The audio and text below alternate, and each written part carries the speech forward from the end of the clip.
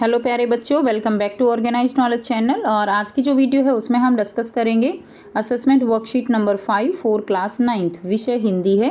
और ये वर्कशीट आपके लिए 18 सितंबर 2021 के लिए शेड्यूल की गई है। आज की जो वर्कशीट है स्टूडेंट्स, उसमें आपको 10 मार्क्स के क्वेश्चन दिए गए हैं, एमसीक्यूज क्वेश्चन है और बहुत ही आसान सी ये आपकी वर्कशीट है, ठीक है, जिसमें आपको ये 10 क्वेश्चंस करने हैं और हर एक क्वेश्चन आपका 1 मार्क का होगा।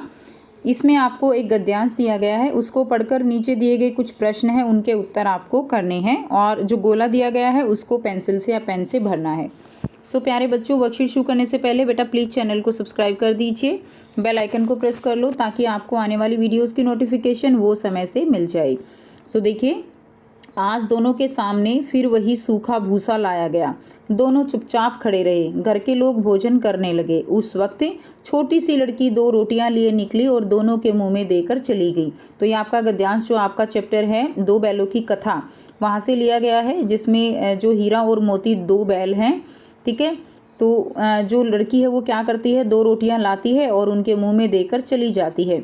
उसे 1 रोटी से इनकी भूख तो क्या शांत होती, पर दोनों के हृदय को मानो भोजन मिल गया, यानी मन से वो शांत हो जाते हैं 2 रोटियां पाकर, ठीक है। यहाँ भी किसी सज्जन का वास है। और हीरा और मोती दोनों सोचते हैं कि यहाँ भी कोई भला आदमी जो है रहता है। लड़की किसकी थी? भैरू की थी और उसकी माँ जो है मर चुकी थी। सौतेली माँ उसे मारती रहती थी, इसलिए इन बैलों से उसे एक प्रकार की आत्मीयता हो गई थी।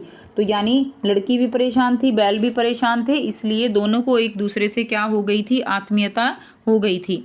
दोनों दिन भर जो है क्या होते? जोते जाते, ठीक है, यानी उनसे काम कराया जाता, डंडे खाते, अड़ते, शाम को थान पर बांध दिए जाते और रात को वही बालिका उन्हें 2 रोटियां खिला जाती।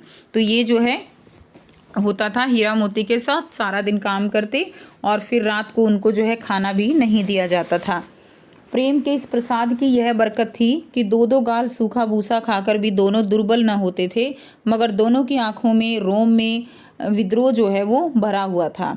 तो यहाँ पर कि बताया गया है कि जो 2 रोटियां थी वो एक तरह का ऐसा प्रसाद था, प्रेम का प्रसाद था, जिसमें बहुत ज़्यादा बरकत थी, ठीक है। यानी उसी 2 रोटियों से वो दोनों जो है सूखे भूसे के साथ वो 2 रोटियां खाकर दुर्बल नहीं होते थे।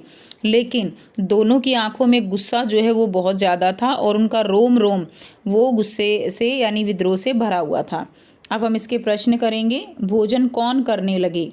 तो कौन करने लगे? बाहर के लोग, शहर के लोग, घर के लोग या गांव के लोग? तो बच्चों आंसर सी हो जाएगा, घर के लोग जो है भोजन करने लगे। नेक्स्ट देखिए, नंबर 2, लड़की किसकी थी? शोभा की, भैरव की, प्रभा की या साथी की? तो बच्चों लड़की किसकी थी? भैरव की लड़की थी। नंबर 3, किसकी माँ मर चुकी थी? मित्र की माँ, लड़की की, लड़के की या भाई की? तो बच्चों लड़की की माँ मर चुकी थी, बी जो है इसका सही आंसर हो जाएगा। नेक्स्ट देखिए, नंबर 4, दोनों बैलों की आंखों में, रोम रोम में क्या भरा हुआ था? तो दोनों बैलों में आंखों में, रोम रोम में क्या भरा हुआ था? विद्रोह भरा हुआ था, ठीक है। सी जो है इसका सही आंसर हो जाएगा। प्रश्न 5 है, शत्रु शब्द का विलोम शब्द क्या होगा? तो शत्रु का विलोम क्या होता है? मित्र, साथी, भाई या पड़ोसी? तो शत्रु का होता है मित्र। ए जो है इसका सही आंसर हो जाएगा।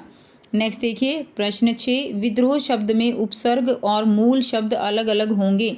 तो विद्रोह में उपसर्ग क्या होते हैं? जो आगे लगकर उसका अर्थ बदल देते हैं, और प्रत्यय जो पीछे लगकर मूल शब्द का अर्थ बदल देते हैं। तो यहाँ पे देखिए, ए दिया गया है विद जमा द्रोह, विद जमा रोह, विद्रोह जमा ह, और डी दिया गया है वी जमा द्रोह। तो इसमें सही आंसर हो जाएगा डी, वी जमा द्रोह जो है इसमें जो है इसका मूल शब्द और उपसर्ग रहेगा। नेक्स्ट देखिए, नंबर 7 है, आत्मीय शब्द में मूल शब्द और प्रत्यय होंगे। तो आत्मीय शब्द में मूल शब्द और प्रत्यय जो है वो क्या होंगे? ए ऑप्शन दिया गया है आत्मज, बी ऑप्शन है आत्मीय, सी ऑप्शन है आत्मीय और डी ऑप्शन है आ जमा तमीय। तो इसका सही आंसर क्या हो जाएगा?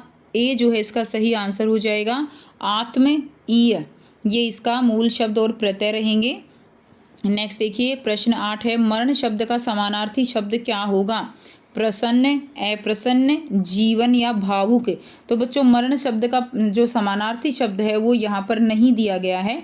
मरण शब्द का समानार्थी शब्द क्या होता है? जैसे देहांत हो गया, अंत हो गया, मृत्यु हो गई, ठीक है, ये इसके क्या होंगे, समानार्थी शब्द होंगे। तो यहाँ पर आपको नहीं दिया गया है। क्लियर। जो भावुक होता है उसका मतलब संवेदनशील होता है, ठीक है। तो यहाँ पर आप जो है मरण शब्द का समानार्थी यहाँ पर अंत लिखकर इसको कर सकते हैं। अंत, अंत जो है भावुक की जगह अंत लिख लीजिए, या अलग से जो है आप इसके समानार्थी शब्द लिख दीजिए मरण शब्द के। नेक्स्ट देखिए क्वेश्चन नंबर 9 है, इन शब्दों में तत्सम शब्द चुनकर लिखिए। तो तत्सम शब्द कौन से शब्द होते हैं? जो संस्कृत भाषा से लिए गए शब्द होते हैं उन्हें हम तत्सम शब्द कहते हैं। तो यहाँ पर तत्सम शब्द कौन सा है? ऑप्शन ए दिया गया है शौक, ऑप्शन बी है प्रेम, ऑप्शन सी है पाबंद एंड ऑप्शन डी है लत, ठीक है। तो तत्सम शब्द जो है यहाँ पर क्या हो जाएगा? यहाँ पर प्रेम जो है वो क्या होगा? तत्सम शब्द होगा। नेक्स्ट देखिए, स्नेह और प्यार शब्द किस शब्द का पर्यायवाची है? तो स्नेह प्यार किसका पर्यायवाची रहेगा? पेन, कसम, कॉपी या प्रेम का? तो बच्चों स्नेह और प्यार जो है वो प्रेम का पर्यायवाची रहेगा। क्लियर। तो इस तरह से आप अपनी वर्कशीट को कंप्लीट करेंगे। तो ये थी बच्चों आपकी आज की हिंदी की असेसमेंट वर्कशीट। आई होप सभी बच्चों को ये क्लियर है। कोई भी डाउट है तो पूछ सकते हो। वीडियो अच्छी लगी तो प्लीज़ लाइक कर दीजिए, शेयर कर दीजिए और चैनल को सब्सक्राइब कर लीजिए। So thanks for watching. मिलते हैं नेक्स्ट वीडियो में नेक्स्ट वर्कशीट के साथ। Take care.